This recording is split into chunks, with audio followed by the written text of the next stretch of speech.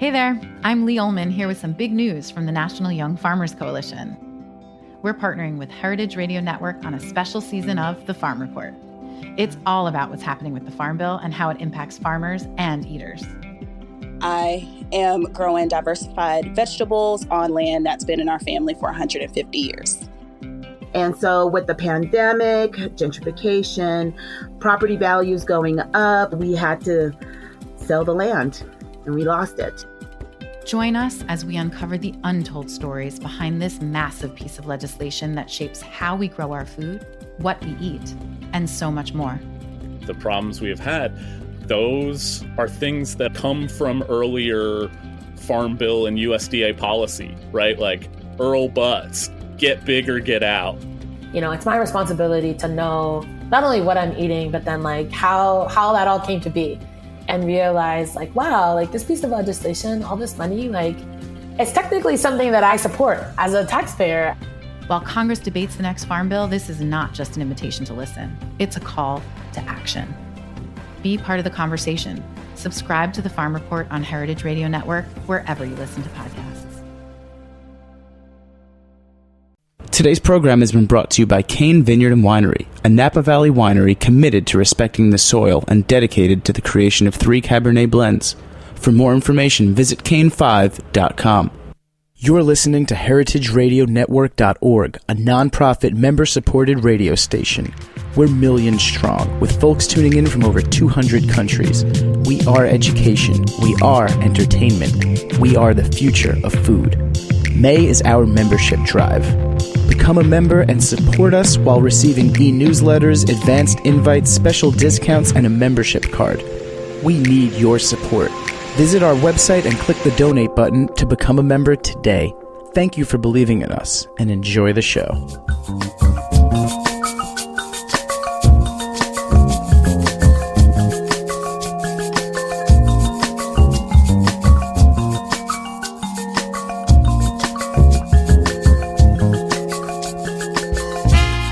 Good evening, Planet Earth. Welcome to the 26th episode of Fuhmentaboudit on heritageradionetwork.org. I'm Mary Izette. And I'm Chris Kuzmi. And we're your co-hosts for this journey into all things fermented. So tonight we've got a great show. We're going to start by talking to Nick Harbour, who brought a table beer. So it's kind of part 2 of our continuing our table beer discussion from last week. And then we're going to move into milk kefirs with Angela Davis. So I'm excited. I'm very excited about this. I don't know much about kefir. I did go to your seminar at a ferment meetup recently, and I really enjoyed it. Okay, but great. I have not done it yet. So, Chris, let's start with, we have a couple of announcements or side notes. So, what week is this? This is Mead Week. Happy Mead Week, everybody. In the aftermath of American Craft Beer Week was last week, and I hope everybody went out there and supported local craft beer and American-made beer. It was craft beer. It's an awesome time in the world right now, and to celebrate these in their own weeks that we've dedicated towards them is a fun thing to do. But there was never a Mead Week, and so I, unofficially announced this week as being Mead Week. Mead is a fermented honey beverage that is, I believe, very underappreciated, and it's rather hard to get here in New York City. So I started a website called Mead Week NYC, nycmeadweek.org, and it has all information on basically what mead is, different links to different meads that are sold in New York City, and where to get them both by bottle or to go enjoy it at a pub. And please support the places that serve it. Go out, get yourself some mead, and there's a couple links on there on how to make your own. Go to the farmer's market, get some honey, and make some mead. Yep, that's a work in progress, so it's a little light this year. But the New York City Homebrewers Guild annual mead meeting is tomorrow night. So I just bottled 5 short meads that we made a couple weeks ago, right before we came over to the studio. So I'm excited about that. Yeah, I learned it from watching you, Mary. I have some short mead that I'm serving at 5:08 at come the end of the week as well. Strawberry peppercorn short mead. And our guest at the New York City Homebrewers Guild is a guy named Michael Fairbrother, who runs a really great meadery called Moonlight Meadery. And he's also going to be the guest tomorrow night, or one of the guests tomorrow night on Jimmy Carbone's show, Beer Sessions Radio. And then he's coming to us to do that. But then also Jimmy's Number 43 on Wednesday, we're going to have a Moonlight Meadery informal tasting. So if you're around New York City and East Village, come through that. Yep. And I will say, this leads into a discussion, since we're talking short meads, that they've posted the seminars. The American Homebrewers Association has posted seminars for the National Homebrewers Conference that's in Philly. Mm-hmm. So you can see the full schedule, and I will be talking about short meads and other kinds of fermented, what I call alternative fermentations. It's one of the last seminars on Saturday is mine, so I'm really excited about that. So you're tired with all the beer stuff, or the normal traditional stuff. Yep. Come see her wacky. We're going to talk beer too, but we're going to talk about some non-traditional beer making for unusual situations, time crunches, and then a lot of alternate fermentations. Fermenting on the flip side. Yep. Speaking of flip side, tell us about your beer, Nick Harbour. Thank you so much for bringing this beer and for doing this little table beer. So we were going to do a table beer competition as part of Fuhmentaboudit, and that's why you originally made this beer, right? Yes. So thanks for having me on. Anyway, so this beer is a smaller version of the kind of I think it's my best beer to date. Kind of an extinct style called a grisette. So I made a very small version of that beer and made it for the table beer competition, which is an interesting learning experience if anybody's ever tried to make a table beer. There's a lot of problems that can arise, like the over-sparging and all that kind of stuff. So I had to kind of plan that stuff out in advance, but the idea here is I made a 2.5% alcohol beer, and then when it was over, started as I was brewing it, actually, it was about a 20-hour brew day to make this beer. So it was very simple ingredients, but kind of a complicated process. The main thing that makes this beer kind of weird is that I boiled it for 10 hours. So there's only 5 pounds of grain in this 5-gallon batch. So it was 4 pounds of Belgian Pilsner and a pound of white wheat. And you boiled it for 10 hours. Yeah, so there was a decoction mash in there, and then there was a 10-hour boil to try to develop those Maillard compounds as much as I could. And I've just been experimenting with that a lot over the last few months of those extremely long boils, because there was a period in Belgian history where that was very common. So I'm trying to kind of recreate those style beers. And one thing I've noticed, particularly with this recipe, is when you use a lot less grains, the rate at which those compounds develop, or how much they develop, really slows down. So this beer, it doesn't look very dark. The people listening in can't see it, but it looks kind of maybe like an ordinary bitter, kind of maybe like a, I don't know what SRM that would be. Golden honey. Yeah, it's a honey color. So it's not as dark as you would expect it to be, having been boiled so long. It's just because there was so little grain in there. But when the beer started out, it was almost it was I would say below straw. It was almost just clear. There was just so little oomph in the beer from the grain. So as it was boiled, then I, at flame out, infused it with a bunch of milk thistle tea, which just to just make it those. Thinking of maybe doing a milk and honey kind of thing. Unfortunately though, in the end product, I don't think the milk thistle tea didn't really come out too strong. I think you need to use a lot more. I used 2 ounces, which I thought might be too much, but ended up not being enough. It's just not a very strongly flavored tea. And did you get a lot of flavor from that long boil? It's significantly changed. So you can taste in the beer itself. That's still one of the more prominent notes in there, because you're not really tasting a whole lot of the barley flavor or wheat flavor, but the remnants of the grain left over is just from the melanoidin that was formed. So that balanced with I think the key point of the flavor besides that would be the fact that I kegged this with about a pound of honey, and put it straight at 32 degrees, so the honey was completely unfermented, so it's almost like a soda. It's the honey's just there to purely just back sweeten the beer. It's not actually fermented at all. I didn't want the alcohol to be raised, and the idea being that if table beers were served at a dinner table back in the day, you might have had kids that needed to drink because they couldn't drink the water. And how do you get a 5-year-old kid to drink a beer?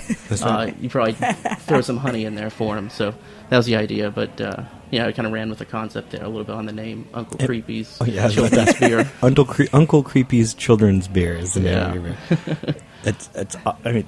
So in total, it took you 20 hours to make this beer. Is that what you said? Start to finish. A very long time to be making a beer, and you made 5 gallons. Do you think you would ever do this on a 1-gallon batch, Mary?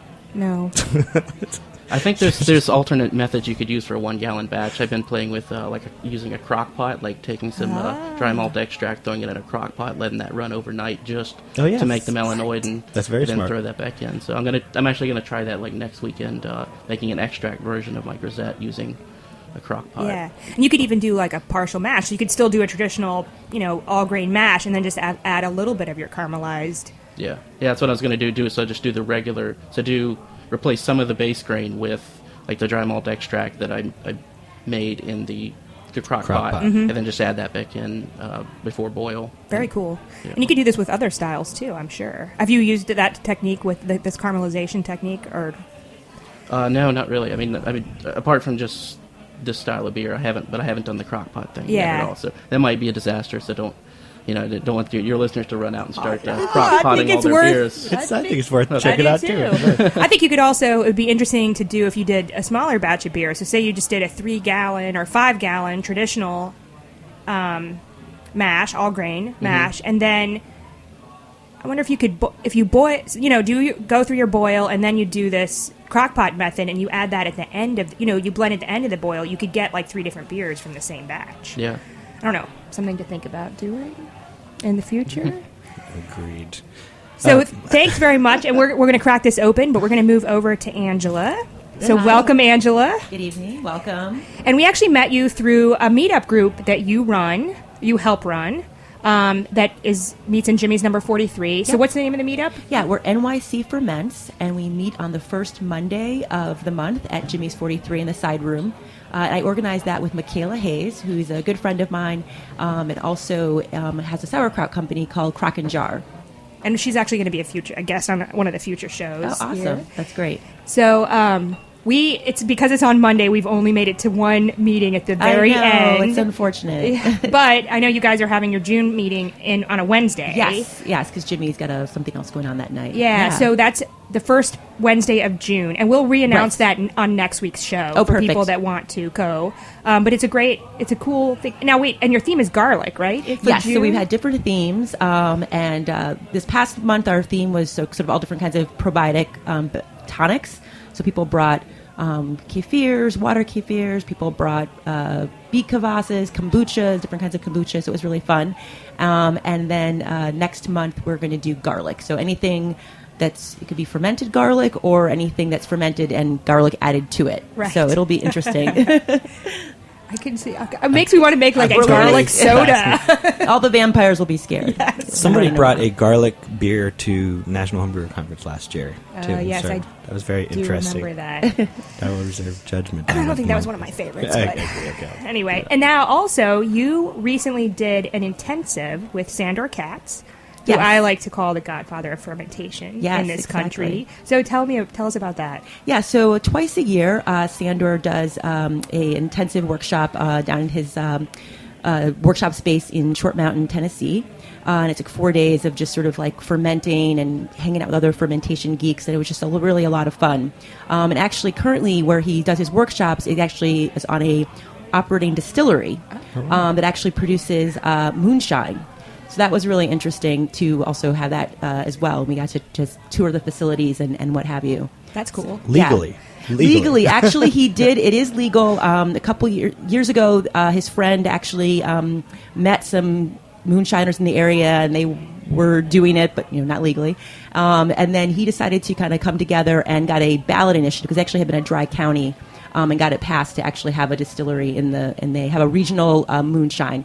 And I'd never had moonshine before. It was very strong. Yeah. They have 2 varieties, kind of a plain one and then an apple pie, and that one's a little bit more tame and doable, at least for me. Wow. Yeah, I can imagine. Do they package those in mason jars, perchance? Do you know? No, they do. They were in sort of traditional bottles. Yeah, and it seems like I might have come across those. We somewhere. saw the apple pie moonshine on our trip to Maryland. Aha. Oh, okay.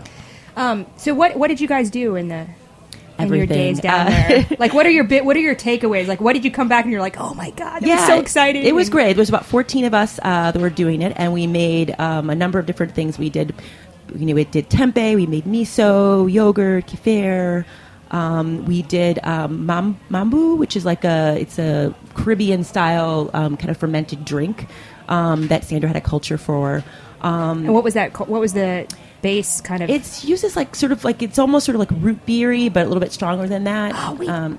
Yeah, I think I got ingredients for that recently. Anyway. Yeah, so we did that, and we did some wine as well. We made a blueberry. We tried to make a blueberry wine. Actually, didn't quite work. We didn't get enough yeast going for that one, but it was great. And I think the biggest takeaway is just the opportunity to meet so many great people who are doing fermentation. And I am excited about trying to try tempeh at home, which is could be a little bit challenging, but just trying to get the right temperature. But I think that would be really a lot of fun to do, and all the different varieties that you can do. Yeah. And that's something that you had not done before you went down there. Yeah, exactly. It's a cultured bean and grain product that's native to Indonesia. And locally here, like Barry's tempeh is kind of the local tempeh that we have. I know I've had tempeh before, but I've never thought about making it. I took a seitan class at some point, but different thing. Yeah. Our neighbor's in a band called Satanicide. I don't know if you knew that. They're from Jersey. So Sandor does this twice a year? Yes, he does. And actually right now he's renovating a cabin, which is probably a couple miles away, that it's actually going to be his more permanent home for his fermentation educational center. And he'll continue to run the intensive, but also he's going to take on apprentices who will be there for longer periods of time. So it's really exciting. It's an old 1820s cabin that he's restoring. It's totally off the grid.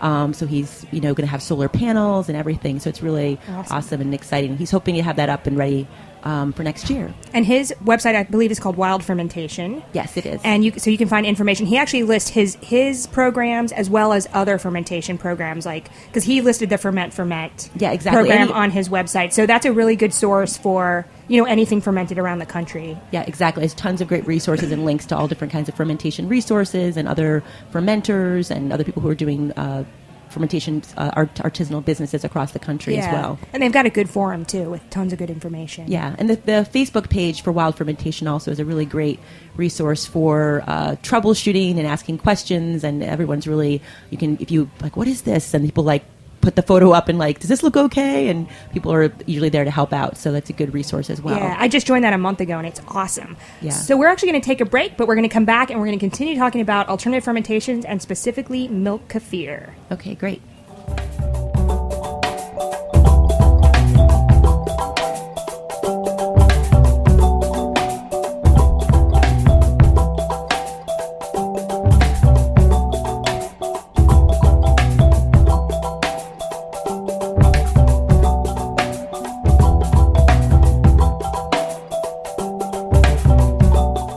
This is Chris Howell from Cane Vineyard and Winery, calling in from Spring Mountain above the Napa Valley. Thank you for listening to this show. In our industrial world of highly processed food and wine, we support the values of Heritage Radio Network. All of us at Cane encourage you to seek out individuality and beauty in everything you eat and drink. To learn more about us, go to cane5.com.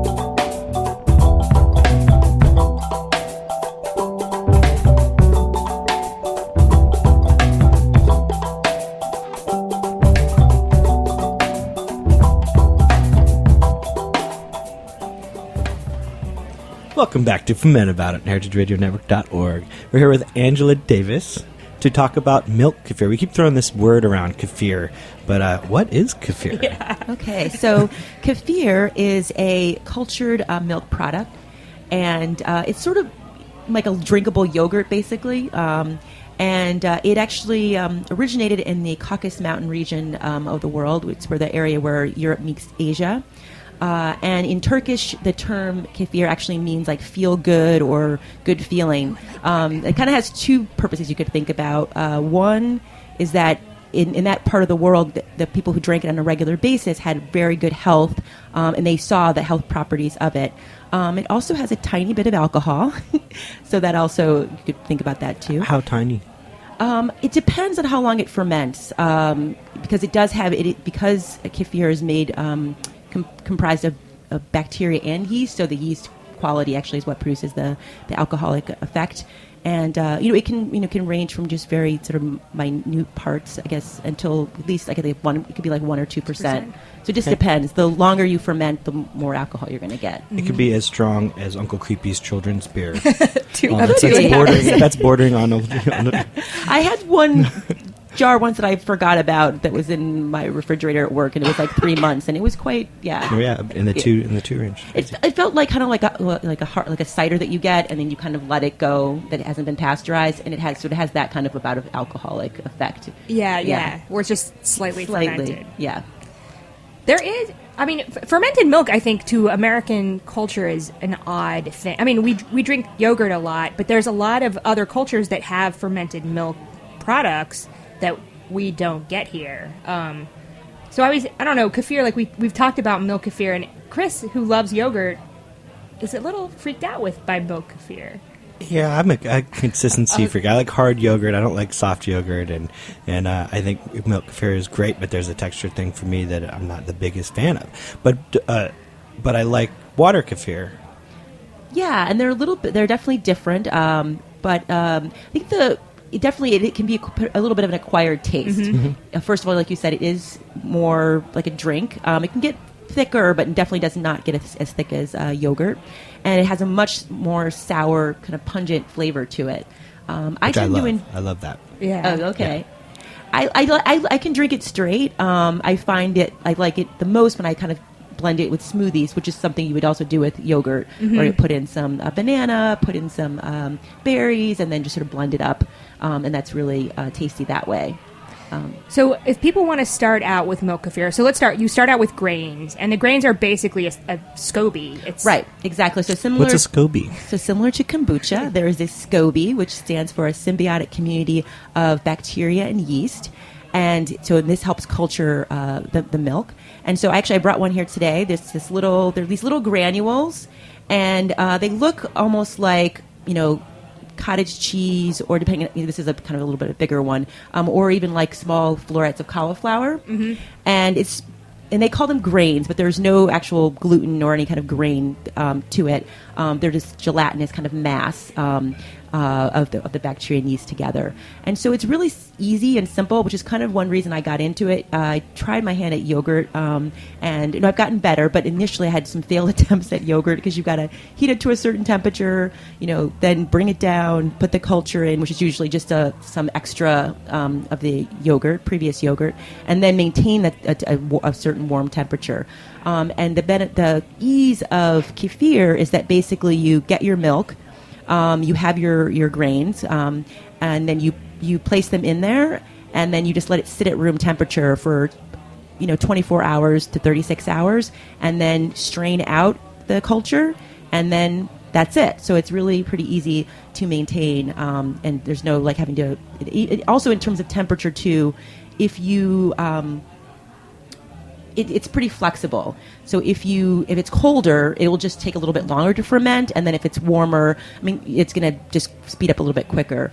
Ideally, around 70 degrees is about the ideal temperature for it to ferment at. And I know, because one of the things, because I had looked this up recently, because yogurt typically, like you were talking about, that's a thermophilic, I think it's called, the process where it depends on heat. There are yogurt cultures that are mesophilic, or you can do at room temperature, but we don't really see those as often. I know that you can get them. There are a couple of them. Cultures for Health, which is a online distributor of different kinds of cultures, does sell them. Although there's a little bit of dispute whether they actually are yogurts. Sandor Katz was talking about this because he says the only relationship we have is to cultured milk is we call everything yogurt. So some of the things that they've called like Ville, which is like a Swedish culture, he doesn't actually technically think that's a yogurt, but they refer to it as a yogurt. But it's probably more of a kefir, maybe, or some other cultured milk product. Yeah. But for us, everything has to relate, and in this country has to relate back to yogurt. So, yeah. But that's one of them that I can think of. It is mesophilic, so it doesn't depend on temperature. Yeah, it's interesting. I mean, besides now, also like I was reading actually the Culture for Health site, and they said that kefir has the ability to actually populate your inner colony.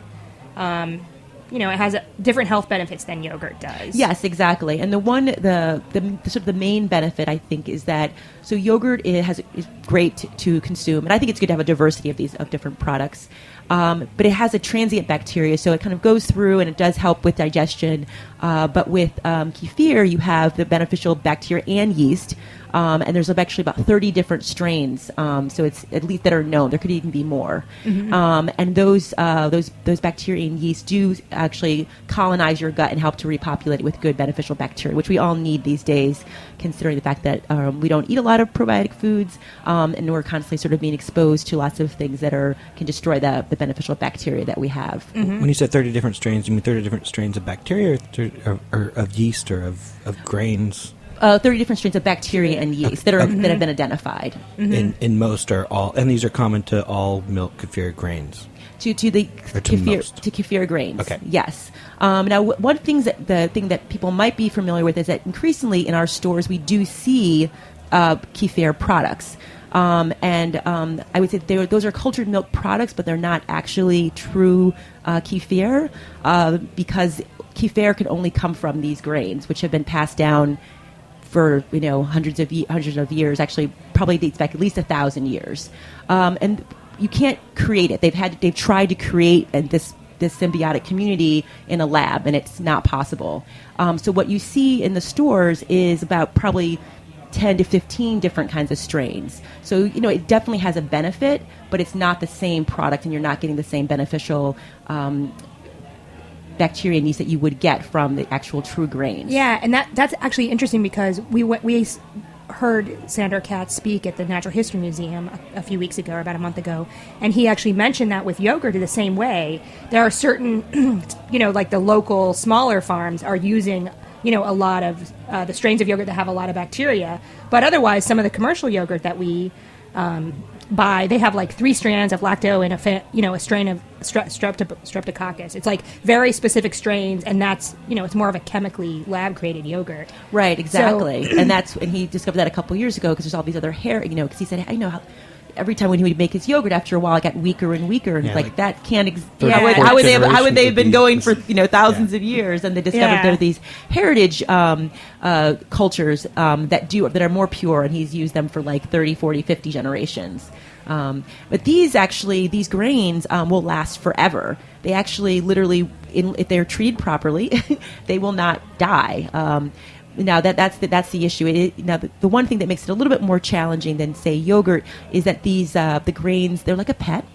And they do need to be fed about every day or so. They need fresh milk, and they can also be used for other kinds of non-dairy drinks or milks. So you could do it in soy milk or coconut milk or almond milk, but they do need to go back to, after a week or so, they do need to go back to milk because lactose, it could be cow's milk or sheep's milk because that's where they came from. That's what they were born of. Yeah. So if you can do that.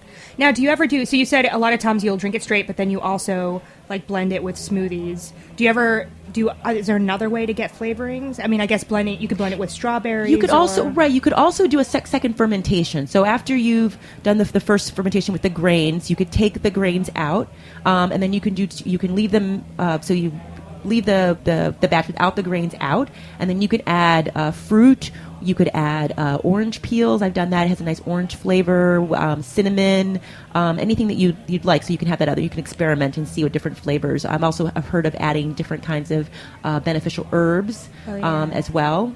And then you, for a secondary, so that's exactly what I do with my water kefir. And then you just leave it for like a day or like 24 hours or so for the secondary fermentation. Exactly, that same thing. Now, do you ever get any carbonation with milk kefir? Yeah. You can. I'm always afraid of bottles exploding, but you can actually, if you close it very tight or you use an airlock, you would definitely get that effervescence as well. Yeah, and I think carbonated milk, I mean, I've had carbonated milk from in other cultures, but that's something we never see in America, and I really enjoy it. I don't think I would want, or not carbonated straight milk, but carbonated, kind of sour or fermented milk. Yeah, they do sometimes call it the champagne of milk, kefir, because of that effervescence and the champagne-y kind of quality that you can get when it doesn't have that carbonation. Yeah.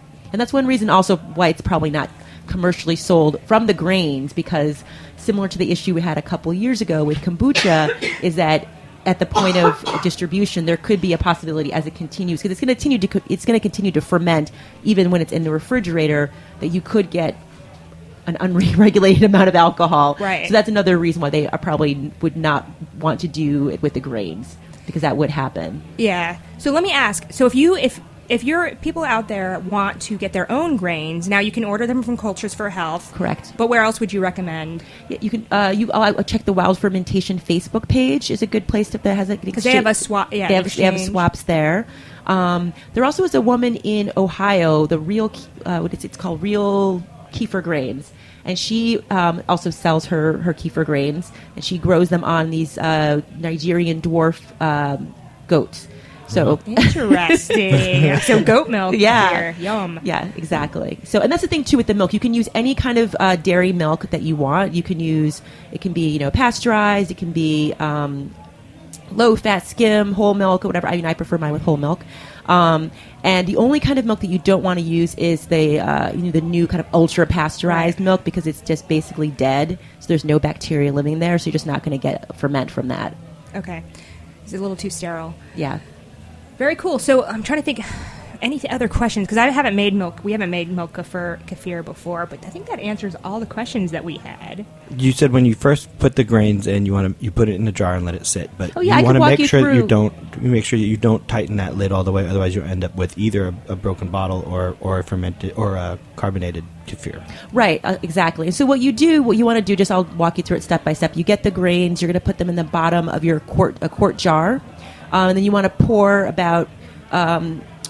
You want to fill it almost to the top, about 3/4 of the way full. You don't want to go too high, because then it could bubble up. You want some headspace. Exactly. You want some headspace. Exactly. And then you just want to kind of stir it around, because that actually kind of increases the area where the grains are getting to ferment the milk. And then you just want to leave it out for 24 hours. Usually put it down in a cupboard or something, so it's away from the light. So similar to other fermentations that are sensitive to light. And then try to put it in somewhat of an area that's going to be about 70 degrees, in your house. And then you just, a couple of different times throughout the fermentation process throughout the day, just give it another little shake or swirl it around, just so that, again, the grains continue to get around the milk. And then when you, in about 24 hours, open it up, check it out, do a little taste to see if it's at the sourness that you like. And if it is, then take the grains out, usually in like a strainer. You want to be careful to not have it touch anything that's metal. Yeah. So similar to other cultures, so like a plastic strainer, what have you. And then you just and then you just take them out, put them in another jar, put the milk in, start it over again. And then you drink the kefir that you just strained it. Mm-hmm. Yeah, exactly. It's ready to go. It's ready to go. It's that easy. It's that easy. You can drink it right away, or you could let it cure for about a day or so, just to kind of get that. Because actually, when you do let it sit before you drink, it actually increases some of the it decreases the lactose in it. So for anyone who has any lactose intolerance issues, there'll be like hardly any. And also it does increase some of the vitamin B content as well by letting it continue to ferment a little bit longer at room temperature. My final question is: does kefir freeze? Can you make a kefir lollipop because of the alcohol? I have heard of people I have not done it yet myself, but people making ice cream. I mean, you can definitely do a lot of the things that you do with yogurt. So like you could strain it the way out and make a cheese, make dips. Very cool. Make cottage cheese out of it, that sort of thing. And I've heard of the ice cream, which I've been wanting to do. Well, that's fun. Thank you so much for joining us, Yeah, Angela thank Davis you. It was awesome. from NYC Ferments Yes. Meetup Group. And Nick Harbor from the New York City Homebrewers Guild, and our friend with his Uncle Creepy... Wait, no. Uncle Creepy's Children's Beer. Hey, Grisette. Beautiful. We also want to remind you that Heritage Radio Network is a not-for-profit station, so they need your support. If you enjoy this show and some of their other shows, please show your support by getting a membership. Memberships start at $60, and if you're a homebrewer, you get a 5% discount at Bitter and Esther's, as well as Brooklyn Homebrew, and $1 off draft beers at Jimmy's number 43. So thank you very much for listening. We'll be back next week the 27th, with Yeppe from Evil Twin and Brian Ewing from 12% Imports. And then they're both from Torst. That's from Torst. Fuhmentaboudit. See you next week. Sorry, we're late. Thanks for listening to this program on heritageradionetwork.org. You can find all of our archived programs on our website or as podcasts in the iTunes Store by searching Heritage Radio Network. You can like us on Facebook and follow us on Twitter at @heritage_radio. You can email us questions at any time at info@heritageradionetwork.org. Heritage Radio Network is a non-profit organization. To donate and become a member, visit our website today. Thanks for listening.